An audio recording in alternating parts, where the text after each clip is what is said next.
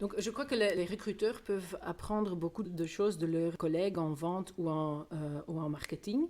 En fait, il faut se rendre compte qu'on met un produit, qu'on vend quelque chose dans le marché du travail. Le job devient un produit. Bonjour et bienvenue sur le Mouton à 5 pattes, le podcast qui vous présente le recrutement sous forme de rencontres, d'histoires insolites et d'interventions d'experts. Le Mouton à 5 pattes, animé par moi-même, Stéphanie Renier, cofondatrice de Gentis Recrutement, s'adresse aux recruteurs, aux candidats à la recherche d'un emploi, ainsi qu'à toutes les personnes évoluant dans le monde des ressources humaines, ou encore aux managers qui rencontrent des difficultés à trouver leur mouton à 5 pattes.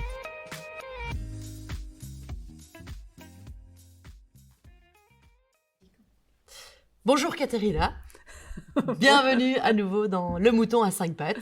Bonjour Stéphanie, J'espère que tu vas bien. Oui, je vais très bien, merci.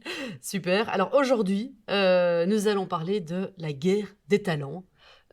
Comment attirer les perles rares dans les entreprises. C'est un sujet qui revient souvent dans les différentes entreprises avec lesquelles nous sommes en contact. Et donc aujourd'hui, on va parler de ça avec toi. Oui. Est-ce que toi aussi, tout d'abord, tu ressens cette guerre des talents en ce moment ? Oui, bien sûr, mais d'abord, je dois peut-être dire que j'aime pas du tout ce mot « guerre des talents ». Parce que si on sait qu'à Bruxelles, par exemple, seulement 61% des gens entre 20 ans et 65 ans ont du boulot. Exact. 64% en Wallonie et 74% en Flandre. Dire qu'il y a une guerre de talents en sachant qu'il y a des tas de gens qui n'ont pas de boulot ou qui ne sont pas au travail pour une raison ou une autre, j'ai un peu du mal à accepter cela. Et maintenant, le gouvernement belge a dit d'augmenter ce pourcentage vers 80%. Donc, ça donne un pool de talents de 500 000 personnes.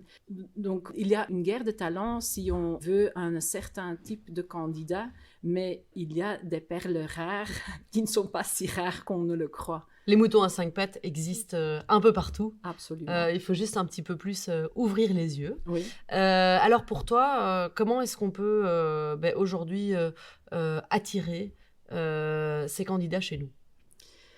D'abord, je crois qu'il faudra commencer avec les candidats plutôt qu'avec l'entreprise. Quand les entreprises communiquent et affichent leur culture, mais aussi annoncent leur vacature, c'est toujours en commençant d'eux. Moi, j'ai besoin de quelqu'un qui fait ceci, cela, et puis une quinzaine d'exigences. Et aussi pour le profil, il faut ça. Mais il y a très peu de connexion dans les messages avec le groupe cible. Il faudra savoir qu'est-ce qu'ils cherchent, le groupe cible et les gens qui sont disponibles sur le marché, et mettre ça aussi en évidence dans toute la communication.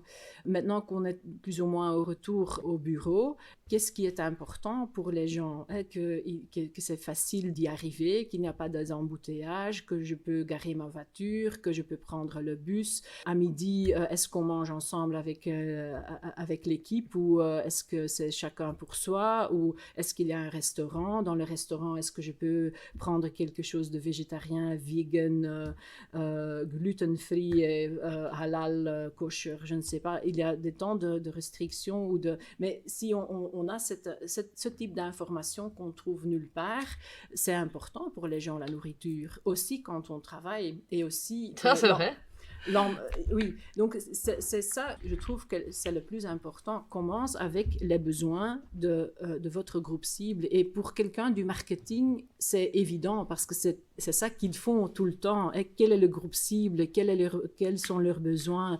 Et aussi changer un job, c'est grand comme décision. On change, ok, de plus en plus, les gens changent facilement, mais encore maintenant, c'est quand même pas évident de décider est-ce que je vais travailler là ou là, parce qu'ils ont l'embarras du choix. Donc, pour décider de changer, il y a ou bien un gain, je vais gagner quelque chose, ou bien je n'ai plus un souci. Ça sont psychologiquement, ce sont les deux raisons de changer. Donc, si je peux gagner du temps, par exemple, parce que je n'ai plus les embouteillages, si je peux gagner que j'ai un boss génial, si je peux gagner que le but de la société convient avec my purpose in life, que je veux contribuer à quelque chose le climat par exemple, réduire les émissions de CO2, je veux contribuer à ça, donc j'ai un gain parce que moi je me sens bien de contribuer à ça.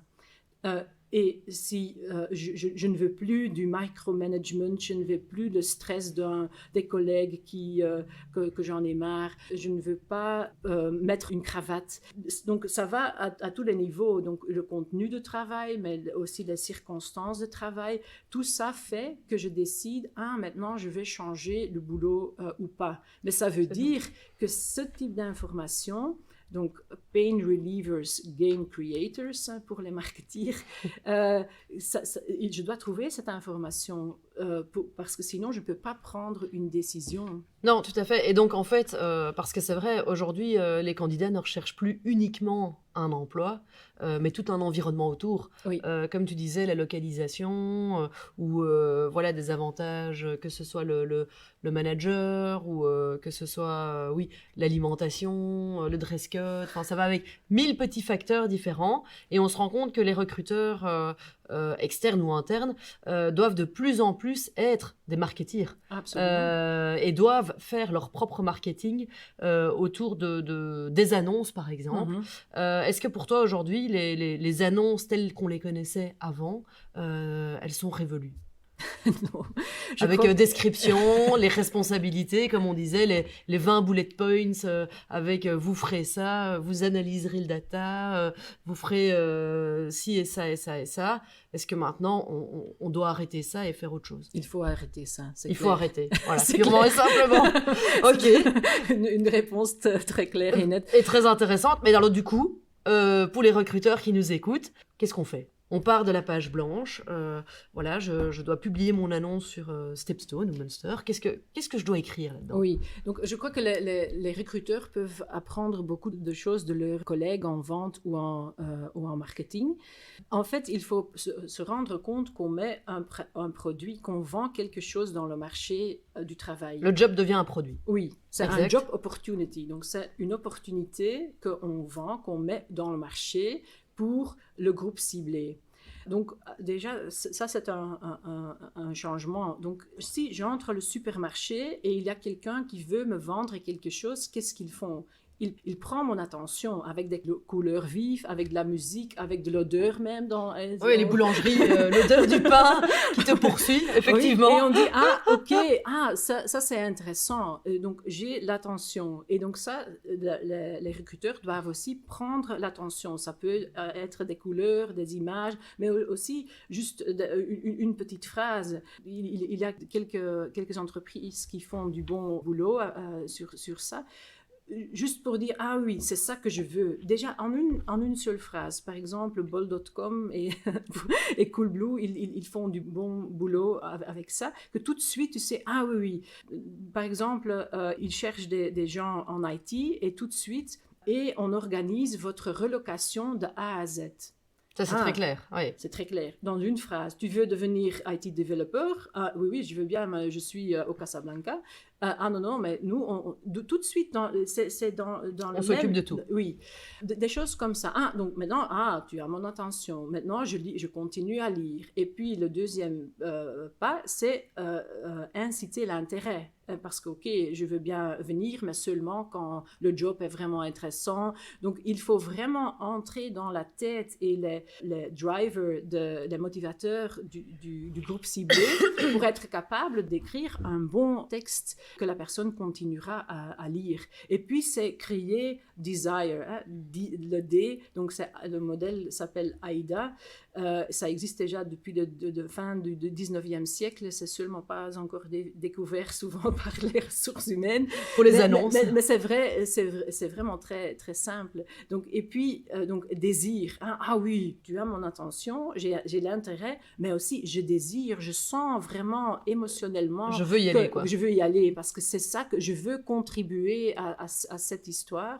Et le A, c'est une action claire et nette, donc pas beaucoup d'explications, qu'est-ce que je dois faire, et aussi un peu de clarté ou de transparence sur le processus. Est-ce que j'envoie mon CV et puis c'est un black box et j'attends et j'attends et j'attends? Ah non, vous envoyez un minimum de données parce qu'il ne faut pas oublier que la plupart des gens postulent sur mobile. Et donc attacher un CV, un résumé avec ton mobile, je ne sais pas si tu l'as déjà essayé, mais c'est pas évident du tout. C'est très complexe. Oui, donc il faut éviter ça. Donc juste un minimum, je suis intéressée pour le job, ça c'est mon adresse email, mon téléphone, les quelques données essentielles, mais pas trop.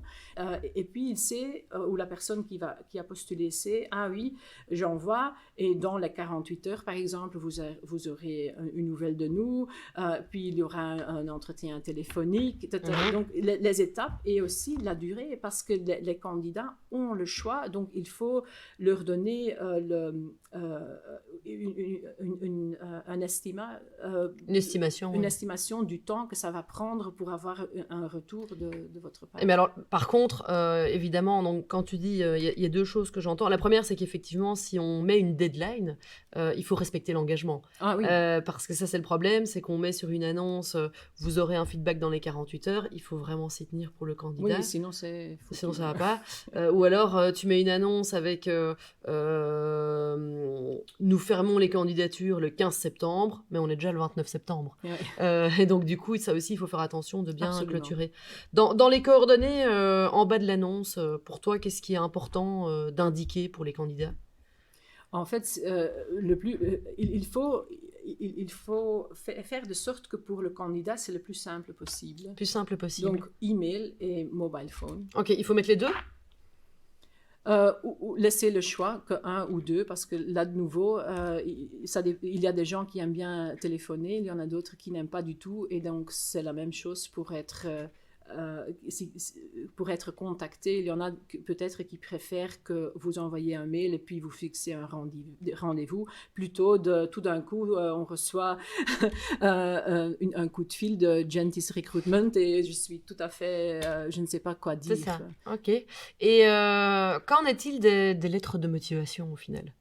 Est-ce qu'il faut une lettre de motivation encore aujourd'hui? Est-ce que c'est devenu obsolète? C'est une bonne question. Je ne le mettrai pas en première étape parce que c'est de nouveau difficile de le mettre avec le mobile dans le website, par exemple. Donc ça risque que vous perdez des candidats qui sont intéressants. Je crois que la motivation en soi, c'est important, mais ça, vous pouvez aussi vérifier lors d'un entretien. Oui, parfois il y en a qui font les lettres de motivation juste pour tester l'orthographe aussi, pour voir un peu le style de communication écrite. Oui, je crois que quand il y a une bonne raison, pourquoi pas, mais ça ne doit pas être dans la première étape parce que... Non, c'est ça. Oui, mais si l'écriture, l'orthographe c'est important, alors ça fait partie du processus qui suit. C'est ça. Alors, on a parlé de l'importance de réécrire les annonces autrement qu'avant. Oui. Mais on sait aussi aujourd'hui que 70% des candidats sont des candidats passifs, qui ne sont pas du tout à la recherche et qui donc ne vont pas aller postuler à l'annonce. Comment est-ce qu'on peut attirer ces candidats-là, qui sont passifs, pas vraiment à la recherche, mais en même temps à l'écoute du marché? Mais je crois qu'il y aura le futur sera circulaire. Circulaire. Oui, donc il y a des cercles et des communautés. Et je crois que les grandes entreprises le font déjà. Les alumni peuvent être liés à la société. Une fois que tu as travaillé pour Gentis Recruitment, tu as toujours le NDA Gentis. Et dans 10 ans, on vous invite encore pour un barbecue, où on vous donne encore les informations, ou vous avez maintenant ce podcast-ci. Vous avez des gens qui vous tenez chaud au cœur, que vous avez dans ce cercle. Oui, tout à fait, c'est vrai. Oui, et ce n'est pas seulement les gens qui ont travaillé ici, ce sont aussi des gens dans votre réseau. Et je crois que de construire des communautés où vous donnez des informations qui qui sont intéressants pour les groupes ciblés. Par exemple, l'autre jour, j'avais entendu dire à la radio que les organisations comme WWF, Amnesty International, etc., ils mettent à la disposition de n'importe qui les spreekbeurt. Donc, c'est un exercice que, surtout en école primaire, les enfants doivent dire « Ah, oui, mon animal préféré, c'est le baleine. » Ouais, tout à fait. Et puis, ils doivent expliquer la baleine, qu'est-ce qu'il fait. Cet exercice, ils peuvent le downloader avec texte, photo. Les présentations. La présentation, oui. Et donc, tout fait. Donc, ils doivent juste l'apprendre par cœur. Et ça, c'est un tool marketing pour dire « Ah, petit enfant, on vous aide et on est WWF ou autre. » Et donc, ça, c'est aussi une manière de construire une communauté à long terme, parce que quand le petit enfant grandit, peut-être, ils vont s'engager. Donc, ça, c'est juste un exemple qui me tombe en tête maintenant. Mais il y a des moyens de partager la connaissance, le réseau et de faire de sorte que dans cette communauté, cette tribe, on dit parfois en anglais, qu'il y a des gens qui se connaissent et qui en néerlandais, on dit « junen ». Donc, on aime bien que l'autre a de la valeur avec mon réseau ou ma connaissance et je suis prêt à la partager. Et si c'est pour votre bien, ça me fait du plaisir. Et donc, de créer une atmosphère comme ça, le cercle devient de plus en plus grand parce qu'il y a des sous-cercles et donc ça s'entre-chaîne comme cela. Et je crois que ça, c'est une manière pour plus de gens qui sont peut-être passifs, ils ne sont pas maintenant en train de trouver un autre boulot, mais ils savent, ah oui, mais c'est Gentis Recruitment, ils ont fait cet événement où ils ont partagé cette information et vous avez les groupes ciblés, ingénieurs donc les STEM, si vous partagez l'information qui est très valable pour tout le monde ou pour une partie du genre qui se trouve en STEM, ils vont dire ah oui mais il faut checker, vérifier chez Gentis qui eux n'ont pas publié quelque chose là-dessus. Et pour toi, comment est-ce qu'il faut partager ces informations? Est-ce que c'est via les réseaux sociaux? Est-ce que c'est via des newsletters vers ces sous-groupes? Quel serait le meilleur moyen, on va dire, de garder cette visibilité, d'entretenir cette relation avec les anciens ou les autres groupes? Oui, là, c'est du marketing, donc il faut voir les personas, le groupe ciblé. Peut-être quelqu'un qui est intéressé en STEM veut vraiment bricoler quelque chose ou résoudre un problème complexe et faire un hackathon, je ne sais pas. Donc, il faut voir, ça marche pour STEM, mais pas pour le groupe ciblé en ressources humaines, parce qu'eux, ils préfèrent d'avoir peut-être, je ne sais pas, une présentation de quelqu'un qui a écrit un livre sur les ressources humaines.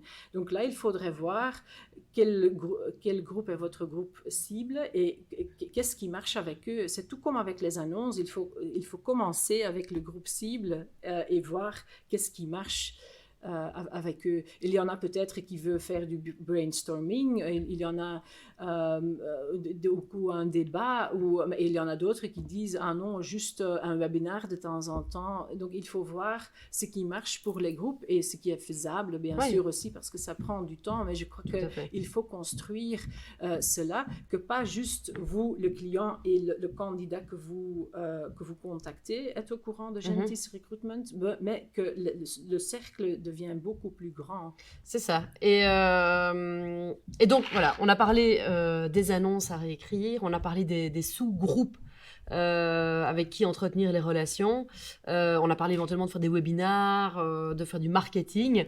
Est-ce que tu as un dernier conseil à donner aux entreprises pour attirer les perles rares, pour arriver à les trouver? Un dernier conseil. Je crois que la visibilité authentique est importante. Authentique. Il ne faut pas nécessairement recruter un photographe professionnel pour poster des photos sur ce qui se passe. Ça peut devenir très naturel et spontané de dire « Ah oui, peut-être, on est maintenant ici ensemble, on prend une photo et on... » Juste montrer la société telle qu'elle est et pas juste très formelle et être là où votre groupe cible est présent. Présence et authenticité, oui, absolument. Seront les mots-clés de ce podcast. Je te remercie, Caterina. Merci de nous avoir partagé tous ces conseils avisés. Et au plaisir. Oui, merci beaucoup, avec plaisir. Bonne journée. Hein. Oui, à vous aussi. Au revoir. Merci de nous avoir suivis jusqu'à maintenant. Nous espérons que cet épisode vous a plu. Si c'est le cas, n'hésitez pas à nous soutenir en vous abonnant, en partageant notre contenu et en nous laissant 5 étoiles sur votre plateforme d'écoute préférée. Pensez aussi à nous suivre sur nos réseaux sociaux afin de vous tenir au courant des dernières actualités du Mouton à 5 pattes. Merci beaucoup et à bientôt pour un nouvel épisode.